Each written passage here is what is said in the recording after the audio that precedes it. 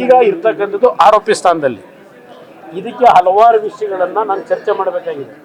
ಇಲ್ಲಿ ಸರ್ಕಾರದ ರೆಸ್ಪಾನ್ಸಿಬಿಲಿಟಿ ಏನಿದೆ, ಇಲ್ಲಿ ಇರ್ತಕ್ಕಂಥ ಮಹಿಳೆಯರಿಗೆ ರಕ್ಷಣೆ, ಮಹಾನ್ ನಾಯಕರು, ಕಾಂಗ್ರೆಸ್ನ ಮಹಾನ್ ನಾಯಕ, ಕಾಂಗ್ರೆಸ್ನ ವರ್ಕರ್ಸ್ಗಳನ್ನು ಪ್ರತಿಭಟನೆ ಮಾಡಿಸಿರ್ತಕ್ಕಂಥದ್ದು ಇದೆಯಲ್ಲ, ಮಹಾನ್ ನಾಯಕರು, ಕಾಂಗ್ರೆಸ್ ನಾಯಕರು ಮಹಿಳೆಯರಿಗೆ ಯಾವ ಮಟ್ಟದ ಗೌರವ ಕೊಟ್ಟಿದ್ದಾರೆ, ಆ ಮಹಿಳೆಯರ ಬದುಕನ್ನು ಯಾವ ರೀತಿ ಇವತ್ತು ಬೀದಿಗೆ ತಂದಿದ್ದಾರೆ, ಅದೆಲ್ಲವನ್ನ ಚರ್ಚೆ ಮಾಡಬೇಕಾಗಿದೆ.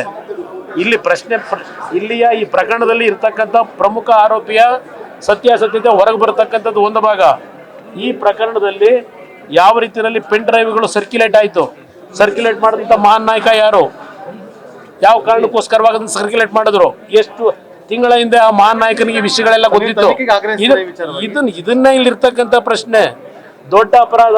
ಇಲ್ಲಿ ಏನು ನೀವು SIT ಕೊಟ್ಟಿದ್ದೀರಿ, ಅದಕ್ಕಿಂತಲೂ ಮಹಾನ್ ಅಪರಾಧ ಮಾಡಿರೋದು ಇದೇ ನಿಮ್ಮ ಕಾಂಗ್ರೆಸ್ನ ಮಹಾನ್ ನಾಯಕ ಡೆಪ್ಟಿ CM. ಅದ್ರ ಬಗ್ಗೆ ಸುದೀರ್ಘವಾಗಿ ಎಲ್ಲ ವಿಷಯ ಹೇಳೋಣ, ಚರ್ಚೆ ಮಾಡೋಣ, ಸಮಾಧಾನವಾಗಿ ಚರ್ಚೆ ಮಾಡೋಣ.